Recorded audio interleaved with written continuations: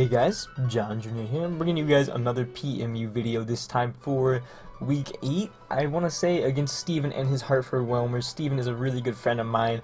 I played him twice before. We won one, we lost one, so hopefully we're able to pick up this dub against him here. Make sure to answer the comment question down below, which is, what is your favorite Pokemon that can Mega Evolve pre-Mega? So basically, like, I love regular Oddmel, so that would probably be my favorite Mega Pokemon pre-Mega, but I know, like, I'm trying to think, like, Mega Pidgeot. I love Mega Pidgeot. I don't care for regular Pidgeot. Like, that's an example. So let me know your thoughts on that down below. Make sure to leave a like while you're down there. And with all that being said, let's go ahead and get to this little pre-team builder. I'm still on my little run of all these videos without a team builder. I'm sorry. Like I said, I don't really have the time to render all of those with the team builder. Excuse me. But looking at Steven's team, he did end up bringing Excadrill, Magnezone, Haxorus, Slurpuff, Suicune, Chinchino. He brought basically what I expected, except he didn't bring Mega Heracross, which I didn't prep too heavily for, but I definitely did prep a little bit more than I should have, because he didn't bring it, obviously, and then he also didn't bring Salamence, which was another Pokemon that I really expected to come. But looking at my squad, I did bring Serperior, Slowking, Mega Pidgeot, Clefable, Heracross, and Frostlass, and I do want to go ahead and say that I forgot to change Dragolgi to I forgot to change Slowking to Dragolgi on the last layout, which sucks because I didn't get to bring Dragolgi that much this season, and we still have like 4 weeks left, but I didn't get to bring Dragolgi that much yet this season, so it sucks that I didn't put him on the layout, but I do realize that I forgot that. But anyway, the mods that we do have a really nice Mega Pidgeot. I noticed that his team was insanely weak to Mega Pidgeot, so we are rocking out with Hurricane, Heatwave, Work Up, Roost. We do have a Unaware Clefable that can always two-shot a Suicune and always live 2 hits from the Suicune. We have a Heracross with Sub Facade, Aerial Ace, and Close Combat. His team doesn't have the best Close Combat switch-ins. Facade blows back the Slurpuff, and then we do have Aerial Ace for his Mega Heracross that he did not bring. So basically, we don't really have a 4th move. We have Scarf Frostlass with Thunder Wave, Dual Stab, Trick.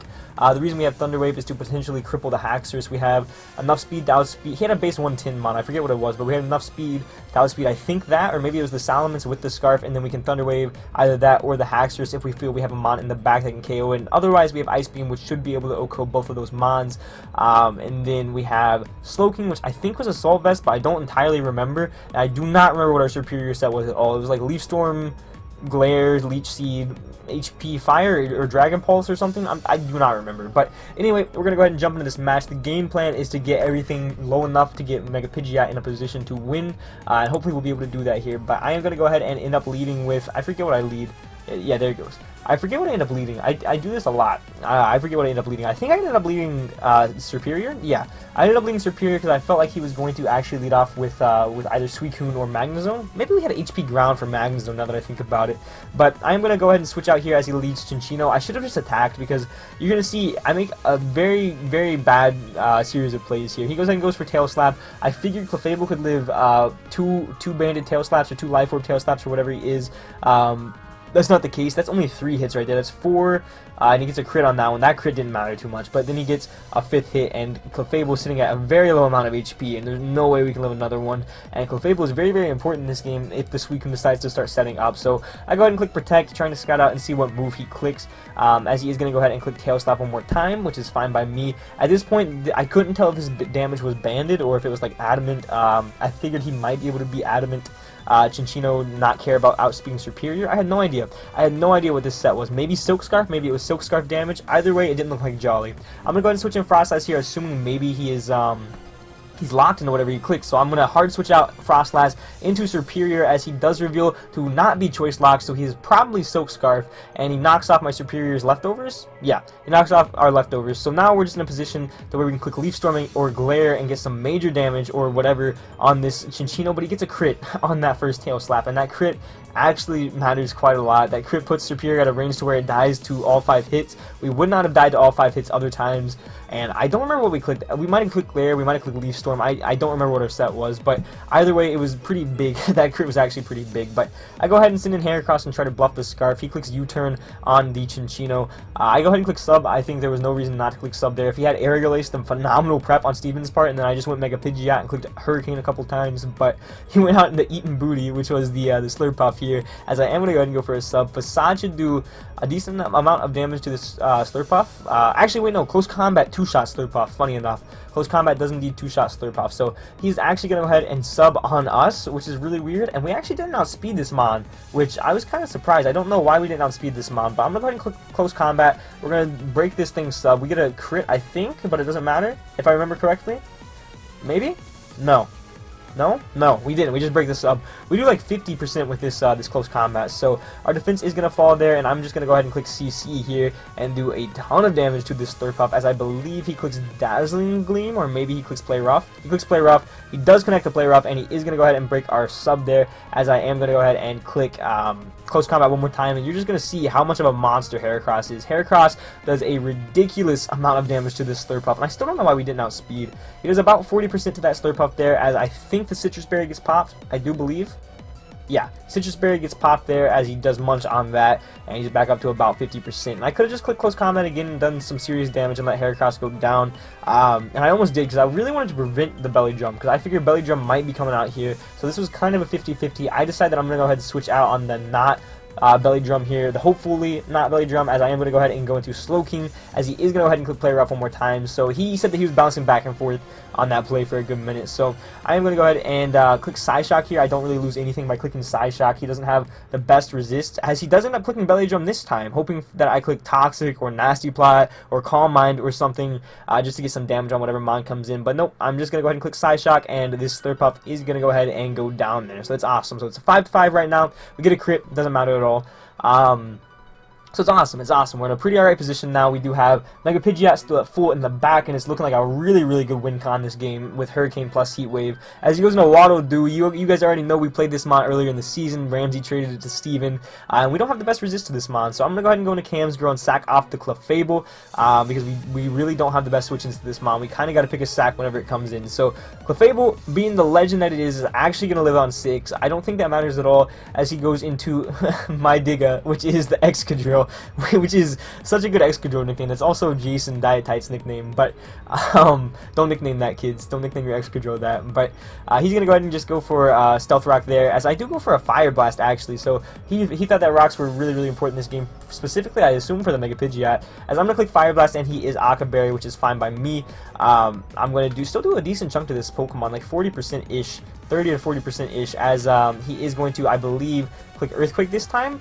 But I'm in a range where Clefable can actually live a rock switch in now. I think I was unaware. So I'm going to go ahead and switch out here into Prince Medinu, expecting maybe the Iron Head. Like, hopefully he just clicks Iron Head here, like, not even thinking. And that's exactly what he does. He even said when he clicked it, why did I click Iron Head? So we catch that off guard a little bit there. He gets a crit.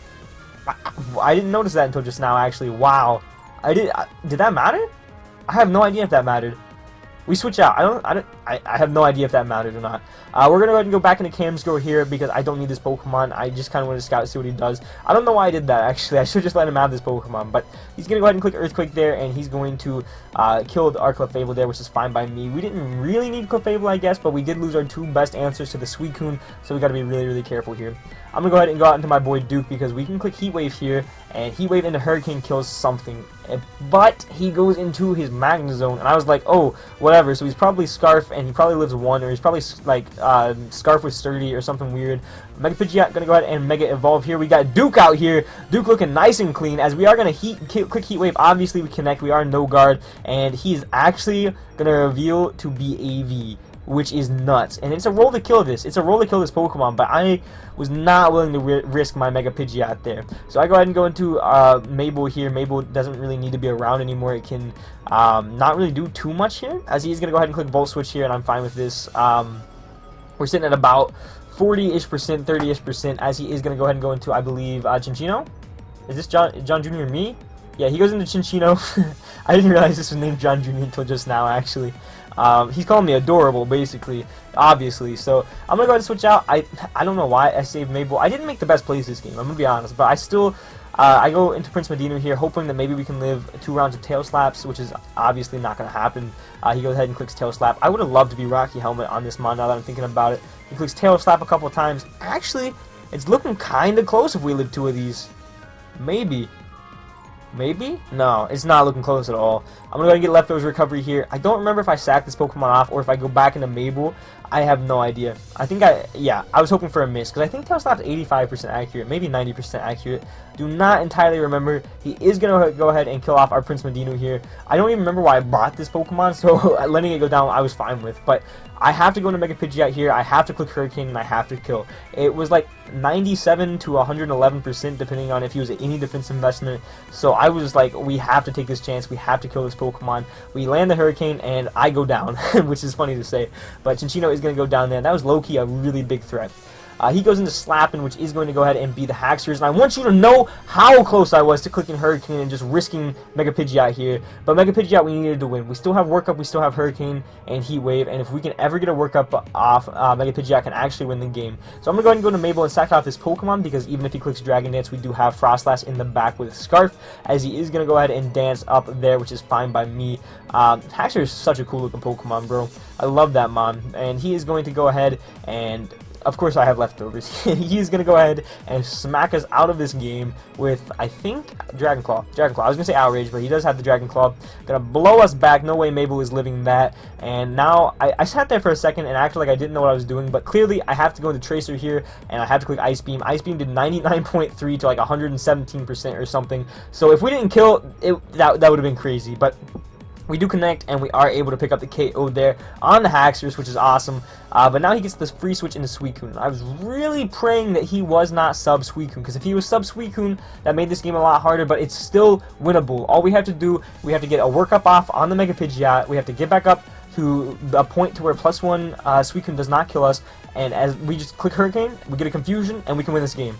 I'm going to go ahead and switch in Mega Pidgeot, expecting a Calm Mind or a Sub, and he does unfortunately go for Sub, so we cannot trick this Pokemon with our Choice Scarf. Unfortunately, I think what I did here was I decided to go for the Roost, because we cannot live one Scald, and I was halfway expecting him to click Calm Mind here, as he is, I think, going to go ahead and click Scald. He does go ahead and click Scald, so I'm glad we made the Roost play, and he goes ahead and clicks Scald. I like the Scald animation in this game. He is not going to get a burn, thankfully, and he is going to reveal to be leftovers. He might have done that last turn, I just didn't say it, but...